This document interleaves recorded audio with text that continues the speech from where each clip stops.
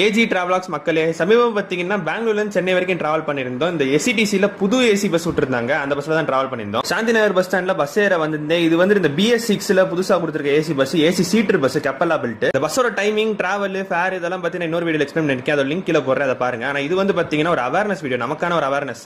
SCTC bus travel vlog அப்படின்னு சொல்லிட்டு video போட்டாலே அதுல மோஸ்டா கமெண்ட் செக்ஷன்ல பாத்தீங்கன்னா நெகட்டிவான கமெண்ட்ஸா தான் இருக்கும். பஸ் ஒழுங்காவே இருக்காது, ப்ராப்பரா மெயின்டைன் பண்ண மாட்டாங்க அப்படின்ற மாதிரி கமெண்ட்ஸா தான் வந்து எனக்கு. ஆனா இன்னைக்கு பஸ் ஸ்டாண்ட்ல அந்த பஸ் உள்ள வந்து பஸ்ஸை பார்த்து எனக்கு தோணுன ஒரு விஷயம், அவங்க அதை மெயின்டைன் பண்றதுலாம் ஒரு பக்கம் இருக்கட்டும், பேசஞ்சர்ஸ் நம்ம டிராவல் பண்ணும்போது அந்த பஸ்ல எப்படி இருக்கும் அப்படின்றத நம்ம என்னைக்காவது யோசிச்சிருக்கோமா? புது பஸ் உள்ள இன்டீரியர்ஸ்லாம் சூப்பரா பிரைட்டா இருக்கும் அப்படின்னு சொல்லிட்டு உள்ள ஏறி பார்த்தேன், அதெல்லாம் நல்லா தான் இருந்துச்சு.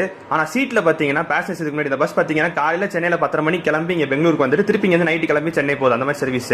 அங்க இருந்து வந்த பஸ் இதுக்கு முன்னாடி பெங்களூர் வரைக்கும் டிராவல் பண்ணி வந்து இந்த பஸ்ல வந்தவங்க எல்லாருமே பேசஞ்சர்ஸ் பாத்தீங்கன்னா சீட்ல குப்பை எல்லாம் அப்படியே போட்டு போயிருக்காங்க. சாப்பிட்ட கவர், வாட்டர் பாட்டில் நெருக்கி கண்டக்டர் பாத்தீங்கன்னா ஒரு 20-25 வாட்டர் பாட்டிலாவது எடுத்து வெளியே போட்டார். பாவம், அவரும் வந்து ஒவ்வொன்னா பஸ்ல கிளீன் பண்ணி எடுத்து வெளியே போட்டுட்டு இருக்காரு. எனக்கே ஒரு நிமிஷம் அதை பார்க்கும்போது கஷ்டமா போச்சு. ஒரு புது பஸ் அவ்வளவு அழகா இருக்கு, ஆனா உள்ள போய் பார்க்கும்போது பாத்தீங்கன்னா இதுக்கு முன்னாடி டிராவல் பண்ணி வந்த நம்ம மாதிரி பேசஞ்சர்ஸ் தான் இதுக்கு முன்னாடி இப்படி குப்பையாக்கி வச்சுட்டு போயிருக்காங்க அப்படின்னு நினைக்கும் போது ரொம்ப கஷ்டமா இருந்துச்சு. நிறைய பஸ்ஸஸ் இந்த மாதிரி பார்த்திருக்கேன். நம்ம ஒரு பஸ்ல குவாலிட்டி கம்மியா இருக்கு, மெயின்டைன் ஒழுங்கா பண்ண மாட்டேங்கிறாங்கன்னு சொல்ற நேரத்திலே பாத்தீங்கன்னா நம்ம டிராவல் பண்ணும்போது அதுல எப்படி இருக்கும் அப்படின்றதையும் ஒரு தடவை ரியலைஸ் பண்ணி பார்க்கணும் இல்லைங்களா? நான் சொல்றது கரெக்ட் தானே? சாப்பிடவே வேணாம் அப்படின்னு சொல்லிட்டு நான் சொல்ல வரல. நான் சொல்ல வந்த விஷயம் என்னன்னு பாத்தீங்கன்னா, நீங்க சாப்பிட்டு முடிச்சதுக்கு அப்புறம் அங்க வந்து எஞ்சி போகும்போது அந்த சீட்டு கடியிலயோ அந்த சீட்டு பாக்கெட்லயோ இல்ல சைட்ல கீழே அப்படி எங்கேயுமே அந்த கவர், வாட்டர் பாட்டில் எல்லாம் போட்டுறாம பஸ் ஸ்டாண்ட்ல இறங்கி அங்க குப்பை தொட்டி இருக்கும், அங்க போட்டுருங்க. நம்ம சாப்பிட்ட சாப்பாட்டோட வேஸ்ட் பொருட்கள் நம்மளே எடுத்து போட்டோம்னா அவங்களுக்கு அதை மெயின்டைன் பண்றது கொஞ்சம் ஈஸியா இருக்கும். பாத்தீங்களா, பாவம் அவர் பார்த்தப்ப ஒவ்வொரு பாட்டில ஒவ்வொரு குப்பையா எடுத்து போட்டுட்டு இருந்தாரு. அதுக்கப்புறம் ஒருத்தவங்க வந்து அதையும் ஃபுல்லா கிளீன் பண்ணி எடுத்துட்டு போனாங்க. ரொம்ப கஷ்டமா இருந்துச்சு. இது வந்து பர்டிகுலரா இந்த பஸ் எஸ்சிடிசி பஸ் அப்படின்னு நான் சொல்ல, எந்த ஒரு பர்டிகுலர் பஸ்ஸா இருந்தாலும் சரி, இல்ல பப்ளிக் டிரான்ஸ்போர்ட், ட்ரெயின் எதுல டிராவல் பண்ணாலும் சரி,